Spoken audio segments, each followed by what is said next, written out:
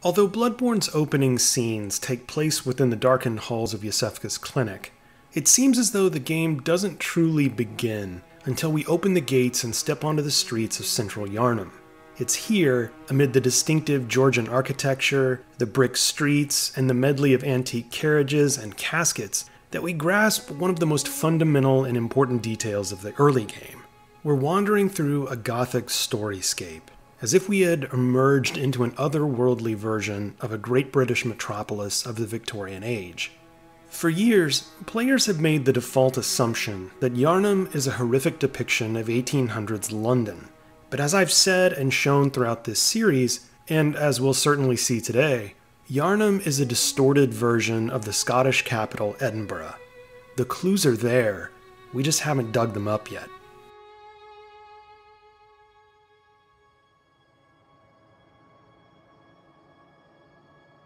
To see the influence of Edinburgh on the main city of Bloodborne, we have to examine Yharnam in its entirety.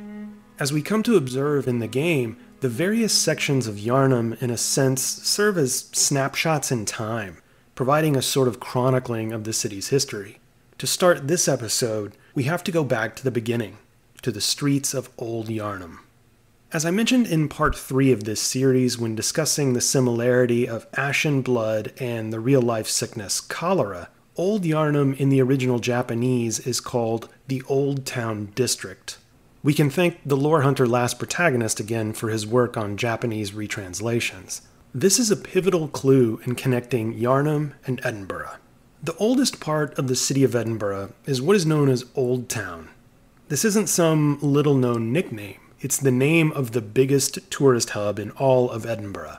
The virtually identical naming between Edinburgh's Old Town and Yharnam's Old Town District help us to establish a possible association, but that's just the start. Let's dig deeper.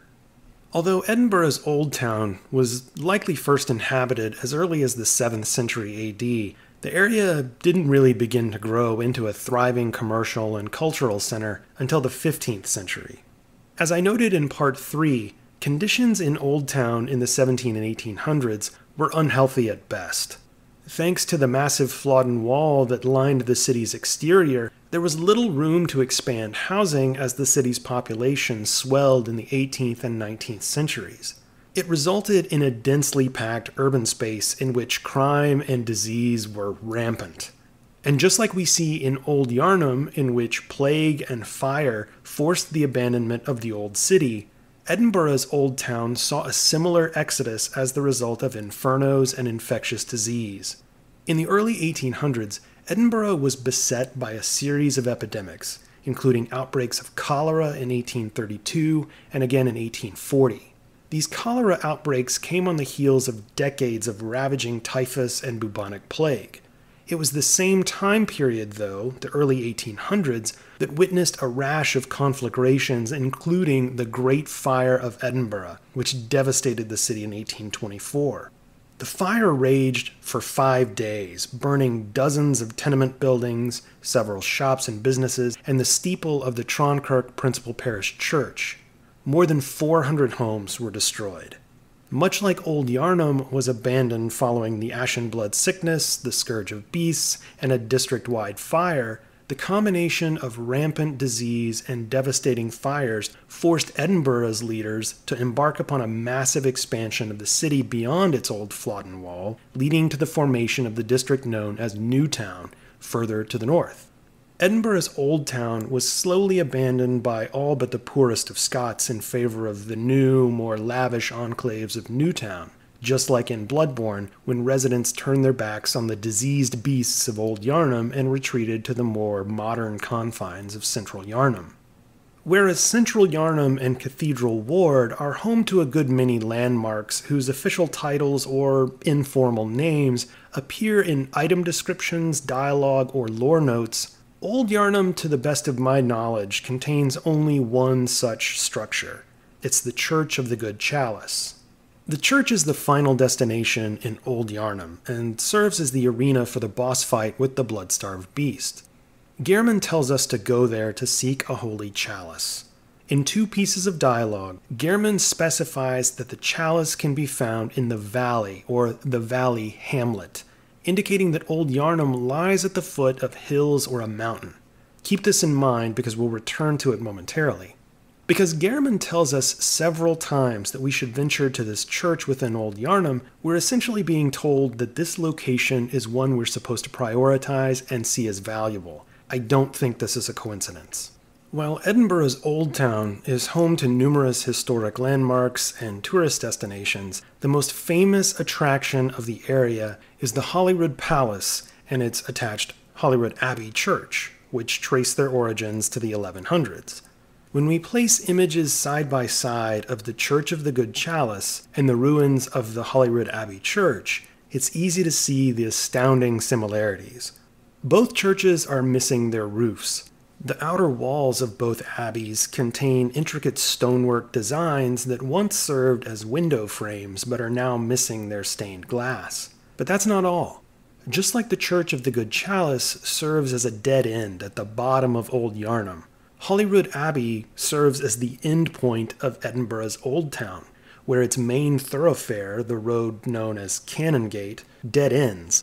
Moreover, Edinburgh's Old Town lies within a valley, just like Old Yharnam is the valley hamlet, as Gehrman told us. Old Town is located along the edge of the Salisbury Crags, an ancient rocky outcropping that serves as the southern edge of the city of Edinburgh. The Church of the Good Chalice is our key architectural clue to help us see that Old Yharnam is a parallel for Old Town. These historical, architectural, and geographical details are exceptionally persuasive. With these clues from Old Yharnam in our portfolio, we can turn our attention to Central Yharnam. For this section, it's important to take a bird's eye view of the city.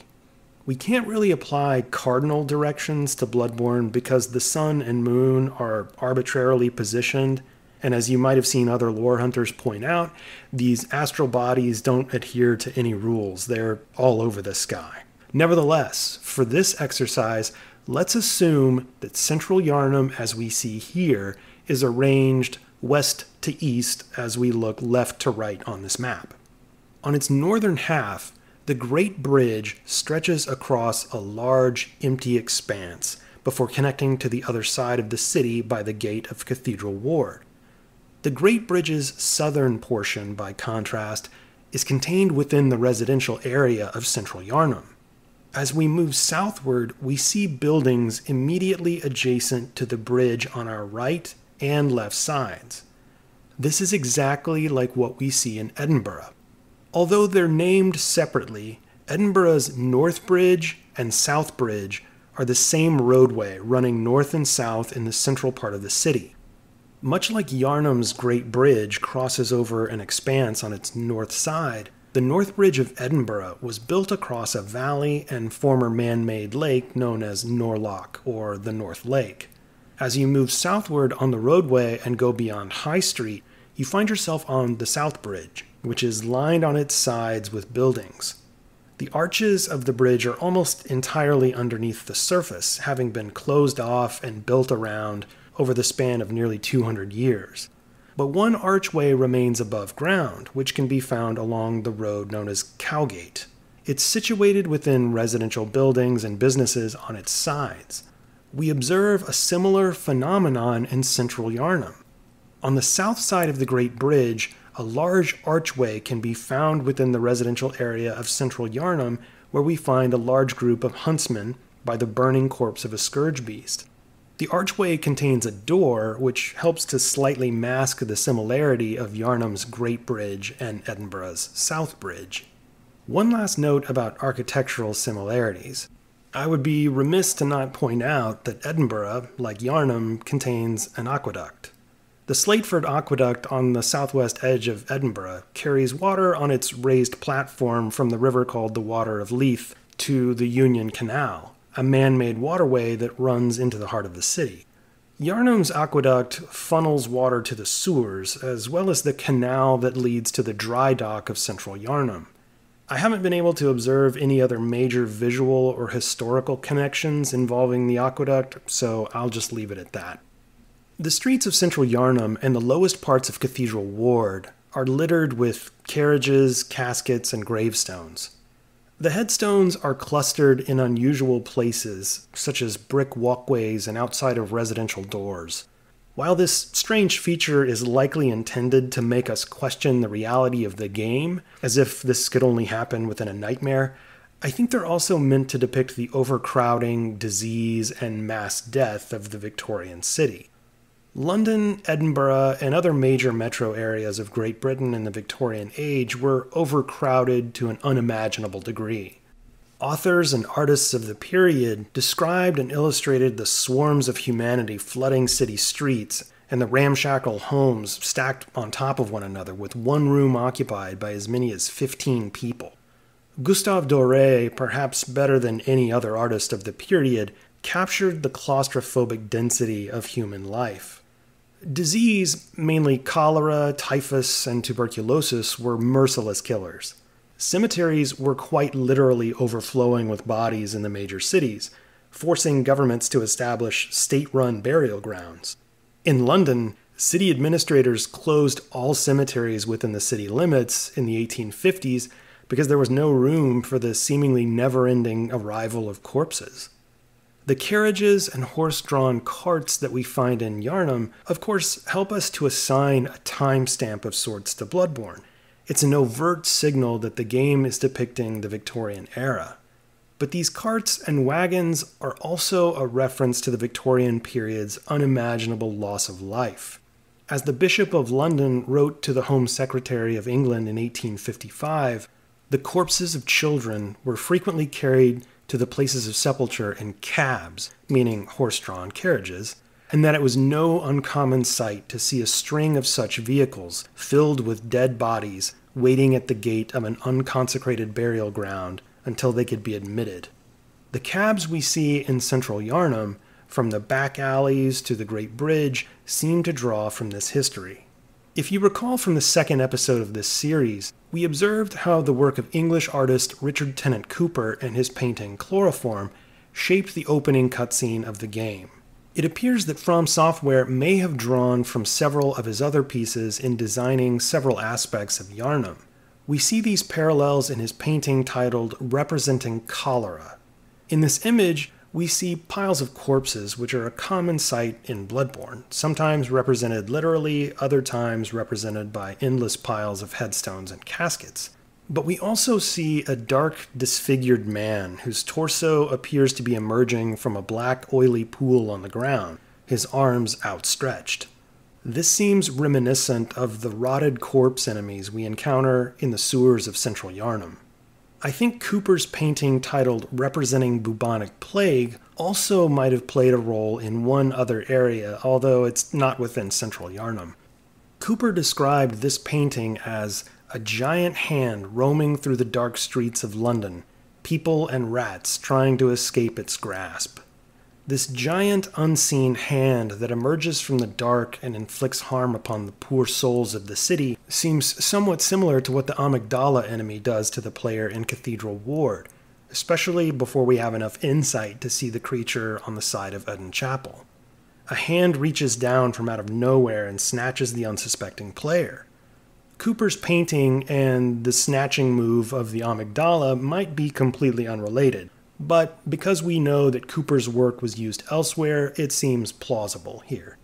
In the next episode, we'll take a look at Canehurst Castle.